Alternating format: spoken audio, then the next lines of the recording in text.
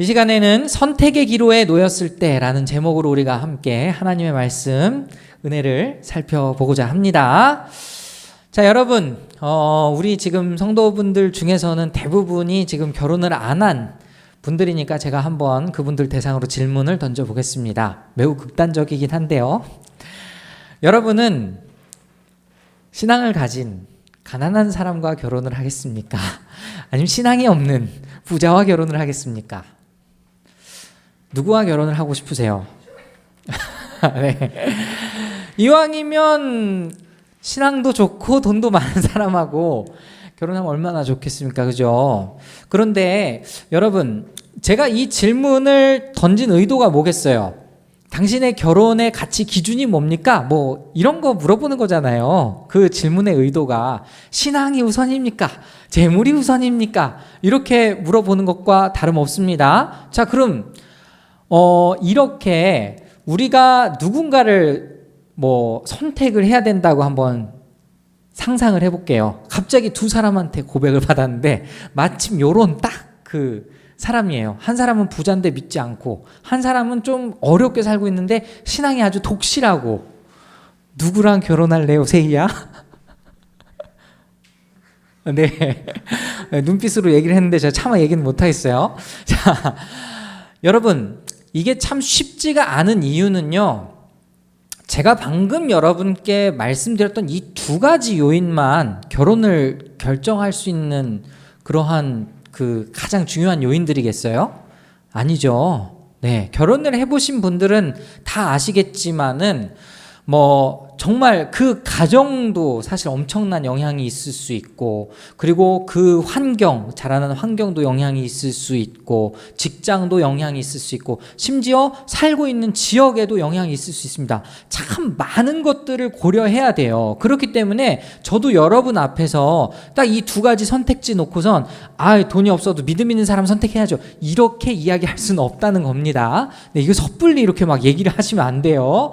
네, 그리고 제가 지난주에도 말씀드렸지만 저는 결혼을 해서 또 자녀를 낳고 그 자녀를 양육하는 것이 하나님의 뜻이라고 생각을 해요. 성경에 기본적으로 그렇게 생육하고 번성하라라는 명령이 있으니까. 그러나 아무리 그렇다고 하더라도 오늘날 정말 자녀를 키우기 힘든 시대에 무조건 자녀를 낳아라, 또 이렇게 할 수도 없는 그런 현실, 그런 사정이 있다라는 거 여러분도 잘 이해하실 거라고 생각합니다. 뭐든지 간에 선택을 할 때는 참 그 고려해야 될 요소들이 적지 않다라는 거예요. 내가 이 길로 갈 때, 저 길로 갈 때 어디로 갈까 고민은 많이 하는데, 그럼 이제 우리 크리스찬들은 어떻게 합니까? 그 고민이 있을 때마다 기도를 하겠죠. 그럼 그 기도하면 하나님이 뭐라고 대답해 주십니까? 응답해 주세요? 하나님 부먹입니까? 찍먹입니까? 이런 거 응답해 주십니까? 갤럭시입니까? 아이폰입니까? 이렇게 기도하면 이거 써야지 이렇게 하나님 추천해 주십니까? 그거는 아니죠. 왜 그럴까요? 제가 오늘 말씀에 비춰서 이게 왜 기도해봐야 별로 쓸모가 없는지, 그리고 뭘 기도해야 되는지, 그거를 한번 여러분이 선택의 기로에 놓였을 때 뭘 일단은 붙잡고 기도해야 되는지, 간구해야 되는지, 그걸 좀 같이 나눠봤으면 좋겠어요. 먼저 창세기 13장 1절에서 2절 말씀 한번 살펴보겠습니다. 오늘 본문의 배경이 되는데요, 이렇게 시작합니다. 아브람은 이집트를 떠나서 네겝으로 올라갔다. 그는 아내를 데리고서 모든 소유를 가지고 이집트를 떠났다. 조카 롯도 그와 함께 갔다. 아브람은 집짐승과 은과 금이 많은 큰 부자가 되었다. 제가 여기 색칠을 했는데 왜 색칠을 했을까요? 자, 일단 저 한번 봐주시겠어요? 여러분, 아브람 하면 어떤 사람입니까? 그 앞에 뭐가 붙어요? 믿음의 조상 아브람이 붙잖아요. 굉장히 믿음이 좋은 그런 믿음의 조상, 아주 좋은 분으로 우리가 생각하고 있지만, 사실 하나님께서 먼저 딱 부르셨을 때 아브람이 완벽하게 그 가나안 땅에 정착해가지고 하나님의 말씀대로 척척척척 이렇게 갔던 건 아닙니다. 창세기 이제 12장의 내용을 간략하게 말씀을 드리면은, 하나님이 먼저 본토 친척 아비집을 떠나서 내가 내게 지시하는 땅으로 가라 했을 때 갔어요. 거기까지는 좋았는데 그 땅에 기근이 드니까 창세기 12장 5절 보면 이집트로 잠시 피난을 갑니다. 자, 그럼 여러분, 가나안 땅 도착한 거예요? 도착 안 한 거예요? 약속의 땅 도착했어요? 안 도착했어요? 이미 도착했어요. 그러니까 12장에 처음에 가라고 명령하셨을 때 바로 도착했습니다. 뭐 한참을 지나서 가나안 땅 간 거 아니에요. 일단 도착을 했는데 있다 보니까 기근이 들어서 어쩔 수 없이 아브라함 입장에서 어쩔 수 없이 이집트에 갔어요. 가서 심지어는 자신의 아내가 너무 아리따워가지고 누이라고 속였다가 하나님이 구해주시죠. 네, 위기의 순간에서 구해주십니다. 그리고 나서 돌아온 게 바로 오늘 13장 1절 2절의 내용이거든요. 근데 지금 이 내용을 살펴보면요, 다시 한번 말씀 보실까요? 이집트를 떠났고 모든 소유를 가지고 그 이집트를 나올 때 모든 소유를 가지고 나왔고, 그리고 집짐승과 은과 금이 많은 큰 부자가 되었다. 이제 저를 다시 한번 보세요. 여러분, 성경에 이런 비슷한 내용 어디 있지 않아요? 이스라엘 백성들이 그랬죠. 이스라엘 백성들이 기근이 들어서 이집트에 갔다가, 그죠? 네. 이스라엘의 시대, 그러니까 야곱의 시대에 이집트로 갔다가 나올 때는 어떻게 합니까? 모든 은금 패물을 다 받아가지고 돌아오죠. 지금 아브라함이 믿음의 조상인 어떤 근거라고 할까요? 이 이스라엘 백성들의 앞으로의 벌어질 일을 지금 예표하고 있다라고 볼 수 있는 장면입니다. 이런 거 되게 신기하지 않아요? 예. 근데 이제 또 3절 한번 보실까요? 그럼 이 아브라함이 어디로 다시 갔냐? 3절 보니까 베델 부근에 이르렀다라고 나와 있네요. 지금 새 번역 성경은 베델이라고 나와 있지만, 네, 우리 잘 아시는 그 벳엘입니다. 벳엘. 근데 이 베델은 벳엘. 그래서 엘이라고 하면은 히브리어로 하나님, 벳 하면은 집이에요. 그래서 베델은 하나님의 집이라는 뜻을 가지고 있습니다. 네, 베들레헴도 재밌어요. 베들레헴도 베틀레헴 이렇게 붙여져 있는 게 베들레헴이거든요. 빵집이라는 뜻이에요. 어쨌든지 이 베델이라는 하나님의 집이라는 장소로 다시 갔습니다. 그리고 이어서 4절 한번 보시죠. 그곳은 그가 처음으로 제단을 쌓은 곳이다. 거기서 아브라함은 주님의 이름을 부르며 예배를 드렸다.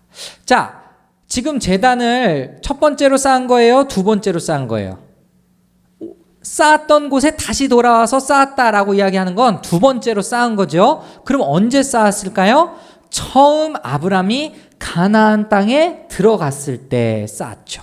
근데 그 사이에 무슨 일이 일어났죠? 잠시 그 믿음이 흔들렸어요. 그래서 이집트로 갔다가 하나님이 구해주셔서 다시 돌아오게 됐어요. 지금 이 4절의 내용은 그냥 단순히 돌아와서 다시 예배하기 시작했다 이게 아니고 자신과 하나님과의 관계를 다시 처음 원점에서부터 출발하려고 노력한 그 아브라함의 모습을 엿볼 수 있는 겁니다. 여러분, 그 요한계시록에 보시면은 가장 첫 번째 교회 에베소 교회 어떤 문제가 있었죠? 첫사랑을 잃어버렸다.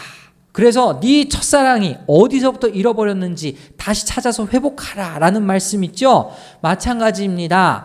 여러분이 신앙생활을 하다가 가끔 가다가 또 우리가 낙심하고 넘어지고 때로는 좌절하고 하나님이 기뻐하지 않는 길로 멀리 갈 때가 있어요. 그러나 그것을 회복하고자 한다면 여러분 다시 제자리로 돌아와서 다시 하나님 앞에 제단을 쌓는 일이 필요합니다. 그죠? 네, 지금 아브라함이 바로 그런 모습을 가지고 있는 거예요. 그리고 이제 오늘 본문의 본격적인 배경이 되는 롯과의 관계가 등장하는데 이제 5절 한번 보실까요? 아브람과 함께 다니는 롯에게도 양떼와 소떼와 장막이 따로 있었다. 그러나 그 땅은 그들이 함께 머물기에는 좁았다. 그들은 재산이 너무 많아서 그 땅에서 함께 머물 수가 없었다.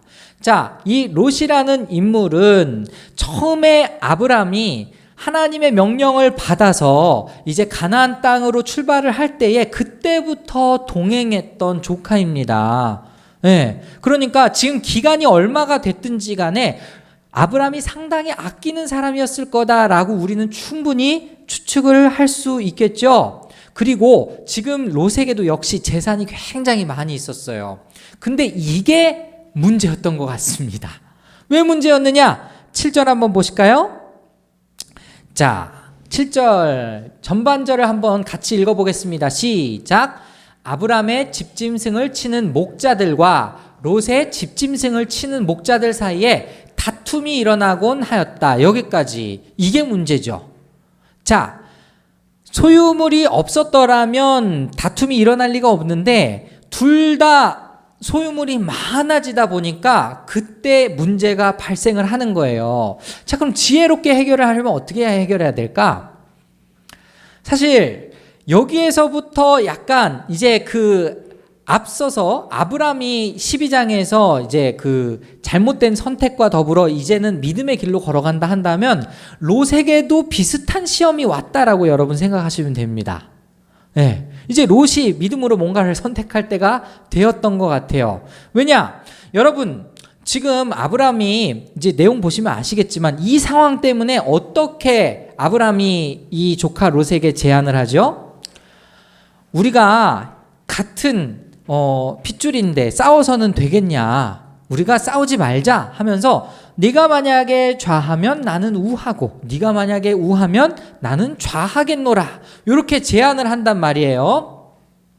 여기에서 만약에 롯이 믿음의 사람이라면 혹은 믿음의 길로 따라간다 한다면 어떻게 해서든 아브람과 동행하는 길을 선택했어야 맞죠.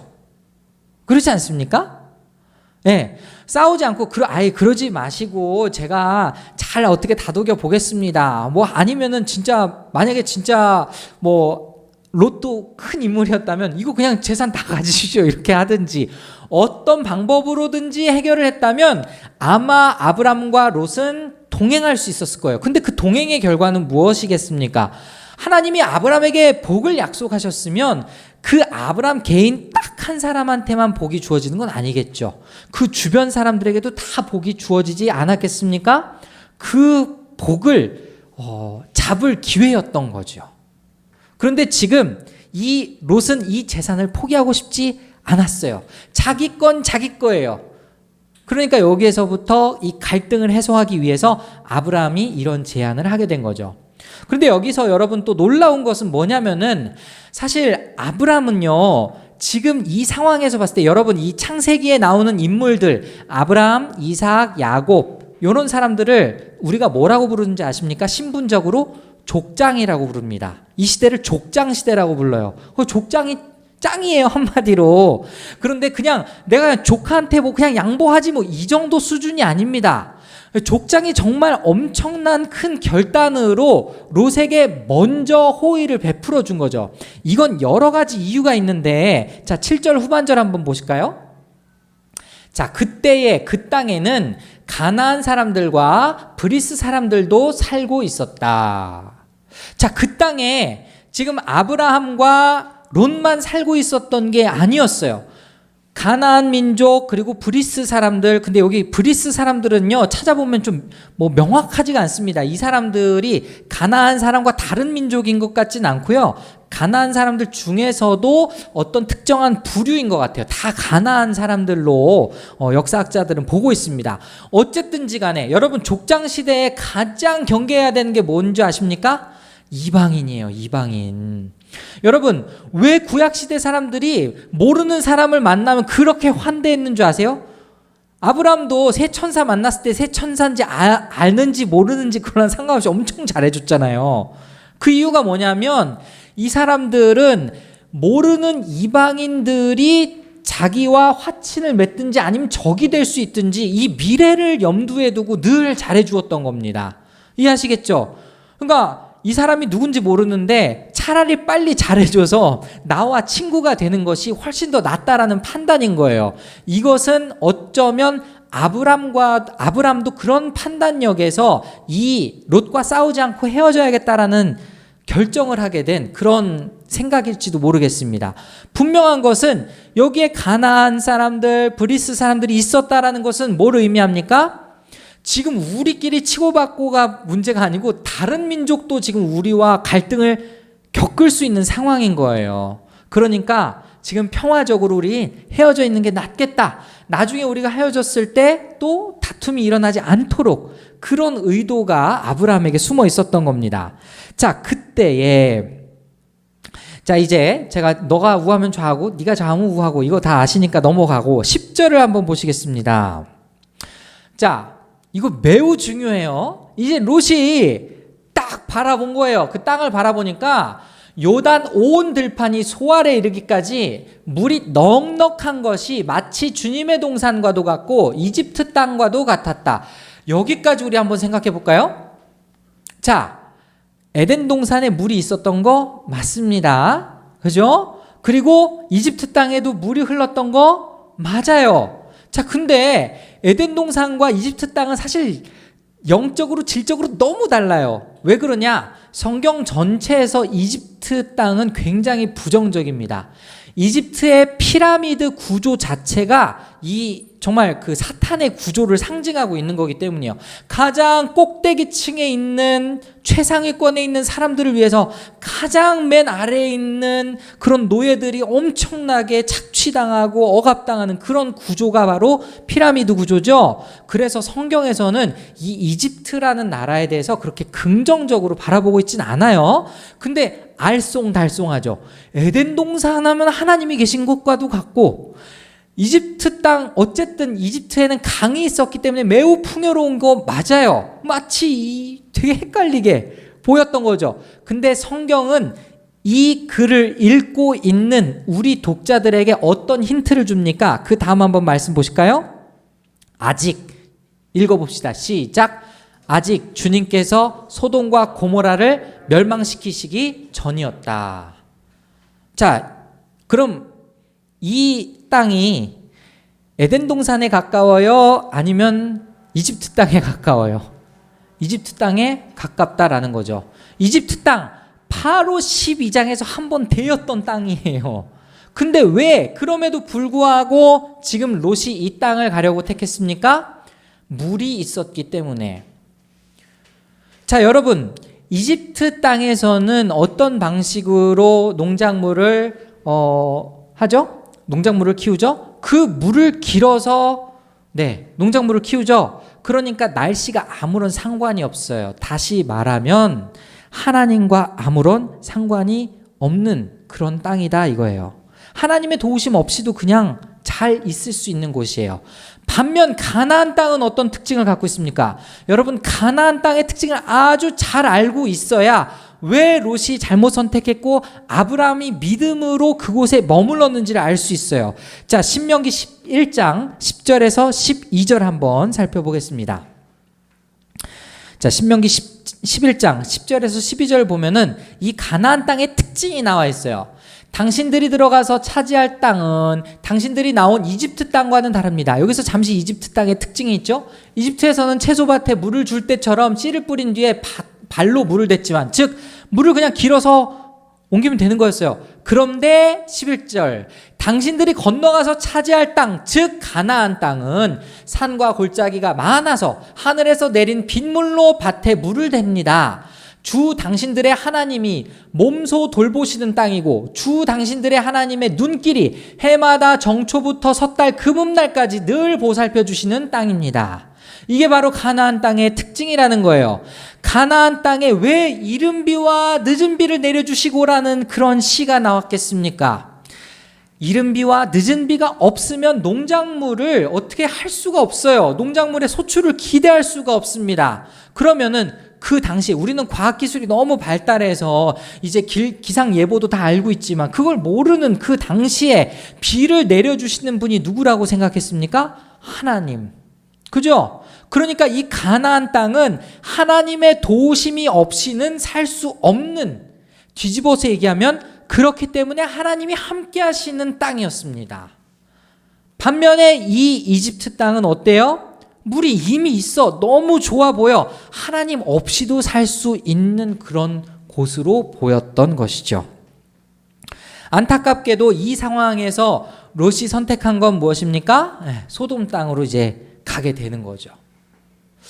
여기에서 이제 정말 우리가 믿음이 과연 뭘까? 한번 질문을 던져볼 필요가 있어요. 여러분이라면 소돔 땅에 거하시겠습니까? 아니면 이 가나안 땅에 거하시겠습니까?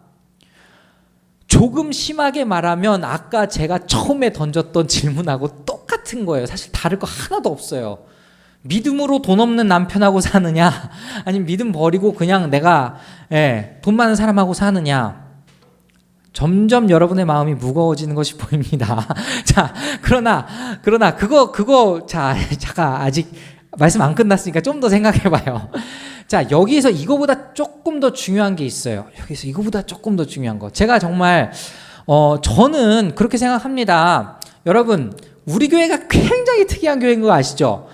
대부분의 교회는 남자 2명에 여자 8명의 비율이 정상인데 저희는 지금 그 여성이 거의 절대적으로 부족한 그런 교회입니다. 근데 이 여성 자매님들이 어려서부터 계속해서 신앙훈련 받은 게 뭐예요? 믿음 있는 사람하고 만나라. 근데 믿음 있는 남자가 2밖에 없고 여자는 8인데 나머지 6명 도대체 누구랑 결혼하는 거예요? 그죠? 이것도 수적으로 생각해도 좀 안 맞아요. 그러니까 우리가 무조건 믿음 있는 사람하고 결혼해라? 제가 아까도 말씀드렸듯이 결혼할 때 참 많은 요소들을 생각을 해봐야 돼요. 그래서 그 요소들을 생각해야 될 본격적인 질문이 하나 더 남아 있습니다. 자, 창세기 13장 11절 계속해서 한번 보실까요? 같이 한번 읽어주시기 바랍니다. 시작!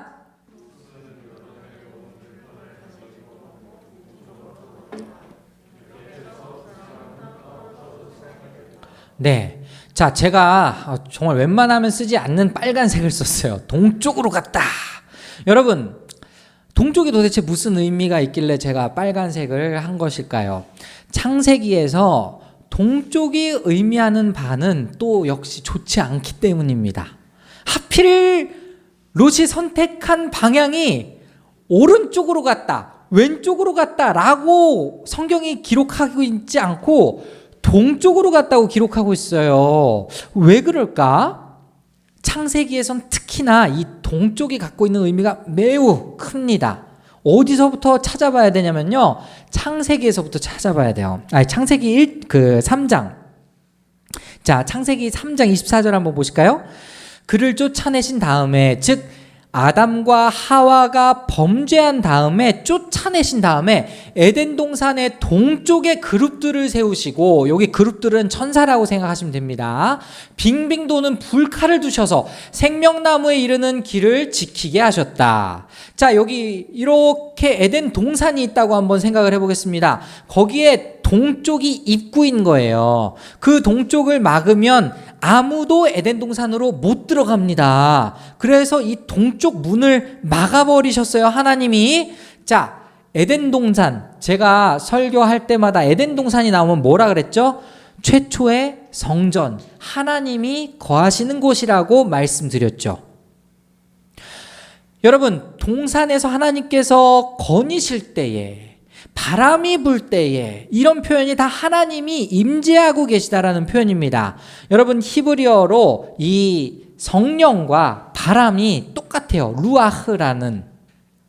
그래서 이 동산에 이제 바람이 불 때에 성령께서 거기 계셨다라는 거예요. 그럼 하나님이 계신 그곳이 어디입니까? 하나님의 집인 거죠. 하나님의 집, 성전.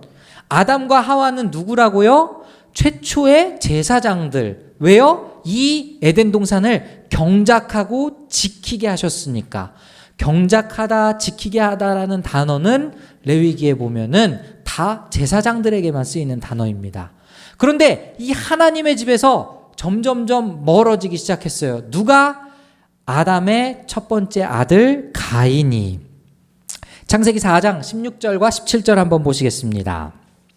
창세기 4장 16절 17절 보시면 가인은 주님 앞을 떠나서 에덴의 동쪽 놋 땅에서 살았다. 이게 너무 결정적인 건데요. 가인이 아벨을 죽이고 나서 에덴의 동쪽 놋 땅에 살았다 그냥 얘기하지 않죠. 주황색 글씨 뭐라고 얘기해요? 주님 앞을 떠나서 동쪽으로 간다라는 건 바로 그런 의미입니다. 주님으로부터 멀어진다는 의미예요. 그럼 멀어져서 뭘 할까? 17절 보니까 가인이 자기 아내와 동침하고 아내가 임신해서 에녹을 낳았는데 그때 가인은 도시를 세우고 그 도시를 자기 아들의 이름을 따서 에녹이라고 하였다. 자, 개역개정 성경에는 이 도시가 뭐라고 되어 있습니까? 성을 쌓았다라고 되어 있죠. 여러분, 제가 언젠가도 설교할 때 말씀드렸던 것 같은데 도시 자체가 종교화, 우상화되고 있다라는 말씀 제가 언젠가 드린 적 있어요. 왜 그럴까요? 하나님 없이도 살 수 있는 공간이 바로 도시이기 때문이에요. 여러분, 지방에 살면서 아니면은 정말 외진 곳에 살면서 내가 아파요. 병들었어요. 아무 도움이 없을 때 우리는 하나님을 찾죠. 도시는 그렇지 않습니다. 가장 가까이에 병원이 있기 때문이에요. 안락한 집이 있고 또 어떤 교육적인 인프라가 잘 구축되어 있으면 굳이 하나님 없이도, 하나님의 도움 없이도 살 수 있는 곳이 도시입니다. 도시화가 된다는 것은 바로 하나님으로부터 벗어나서 성을 쌓는 것과 같은 그런 모습인 거예요. 자, 그러면 또 이상한 탑을 쌓은 사람들 또 누구 있었습니까? 바벨탑. 11장 바벨탑 사건 있죠? 자, 창세기 11장 2절에서 4절 또 보실까요? 사람들이 동쪽에서 이동하여 오다가 시날 땅 한들판에 이르러서 거기에 자리를 잡았다. 어떻습니까? 점점 동쪽으로 이동하고 있는 거 성경은 계속 묘사를 하고 있죠? 한 방향으로 계속 가고 있다는 건 뭐예요? 에덴 성전으로부터 멀어지고 있다. 다시 말하면 하나님으로부터 멀어지고 있다라는 걸 의미하는 거죠. 그래서 이 동쪽으로 점점 멀어진 이 민족이 무엇을 했습니까? 이 사람들이 4절 보니까 도시를 세우고 그 안에 탑을 쌓고서 그 탑 꼭대기가 하늘에 닿게 하여 우리의 이름을 날리고 온 땅 위에 흩어지지 않게 하자. 여러분, 이 당시에 이 바벨탑의 모양은 이것도 언젠가 말씀드렸던 것 같은데 우리 막 석가탑 뭐 그런 게 아니고 옛날에 지구라트라는 신을 섬기는 신전과 같은 계단 모양이라는 말씀 드린 적 있습니다. 계단에 올라가서 뭐 합니까? 제물을 바치는 거예요. 신에게 제물을 바쳐서 뭐 해요? 내가 원하는 거 이루어 주십시오 하는 겁니다. 우리가 알고 있는 그런 무속신앙처럼. 이건 뭡니까? 하나님을 끌어들여서 그냥 내 편으로 만들려고 하는 거예요. 그런 게 바로 성을 쌓는 행위고 그런 게 바로 동쪽으로 점점 가고 있는, 하나님으로부터 점점 멀어지고 있는 사람들의 특징이다 이겁니다. 자, 그럼 이제 오늘 본문으로 다시 돌아와서 롯은 어떤 것을 택했습니까? 표면적으로 보면 비옥한 땅을 택했지만 영적으로 보면 하나님과 멀어지는 길을 택했다라는 거예요. 이해가십니까? 네. 하나님과 멀어지는 길을 택했다라는 것이 잘못된 것이죠. 이제 13장 12절 13절 한번 보실까요? 거의 말미에는 어두운 암시가 그려져 있죠. 아브람은 가나안 땅에서 살고 롯은 평지의 여러 성읍을 돌아다니면서 살다가 소돔 가까이에 이르러서 자리를 잡았다. 소돔 사람들은 악하였으며 주님을 거슬러서 온갖 죄를 짓고 있었다. 이미 동쪽에 있는 사람들은 하나님을 모르고 하나님을 경외하지도 않고 하나님 앞에 엄청나게 죄악을 지르고 있었던, 죄악을 범하고 있었던 그런 사람들이었어요. 그 사이에 롯이 들어간 거죠. 자, 그럼 여러분께 이제 한번 질문을 던져보겠습니다. 여러분은 그럼 내가 좌로 갈까 우로 갈까? 이 사람을 선택할까 저 사람을 선택할까? 이 직장을 가야 할까 저 직장을 가야 할까? 라는 마음을 먹었을 때 어떤 것이 여러분의 기준이 되어야 하겠습니까? 저는 오늘 말씀에 비추어서 이렇게 여러분에게 도전을 드리고 싶어요. 하나님과 더 가까워질 수 있는 곳을 택하라. 어떻습니까? 여러분, 그 사람이 믿지 않는 사람이라 하여도요, 그 사람을 정말 하나님의 눈으로 바라보기를 결단하면서 정말 그 사람을 위해서 밤새 기도하면서 마침내 정말 하나님께로 인도한 그런 사람들 주변에 많지 않아요? 아니 뭐 적은가? 있잖아요. 그럼 그런 사람들 애초에 결혼 잘못했다 이렇게 얘기할 수 있습니까? 그러므로 여러분 마치 흑백 논리처럼 정말 둘 중 하나 선택해처럼 믿음 있는 사람이야 믿음 없는 사람이야 이런 질문은 사실 그렇게 큰 의미가 있다는 생각이 들지가 않아요. 여러분은 A라는 길을 택하든 B라는 길을 택하든 내가 어떻게 하면 하나님과 더 가까워질 수 있을까에 초점을 맞추어서 그 질문을 대입해보면 아마 답은 상당히 어렵지 않게 찾을 수 있을 거다. 저는 그렇게 생각합니다. 여러분 지금 온라인 예배도 마찬가지입니다. 저는 온라인 예배에 대해서 지속적으로 하나님이 기뻐 받으신다라고 말씀드렸어요. 그러나 저는 바라기는 제 마음속에는요 온라인 예배 절대로 멈춰서는 안 돼요. 내가 온라인 예배를 드리는 것이 하나님 기뻐하시는 걸까? 안 드리는 것이 하나님 기뻐하시는 걸까? 물어본다면 당연히 온라인 예배를 드려야겠지만 그러나 내가 나의 신앙의 상태가 머무르지 않고 더 하나님과 가까워지기 위해서는 우리가 적극적으로 또 예배당을 찾아와서 예배할 필요가 있는 거죠. 왜 그렇습니까? 여러분 우리 교회는 특히나 우린 지역교회가 아니잖아요. 우리 성신여대로 가는 이유도 사실 어떻게 보면 지역교회가 아니기 때문입니다. 여기 주민이 한 명도 없어요. 그래서 어떻게 보면 선택의 그 여지가 뭐 이 지역에 국한되지 않은 그런 뭐 장점도 있습니다. 그러다 보니까 현재 이 자리에 오는 사람 그 자체도 헌신이죠. 성신여대에 멀어졌는데 그 자리에 가는 것도 헌신입니다.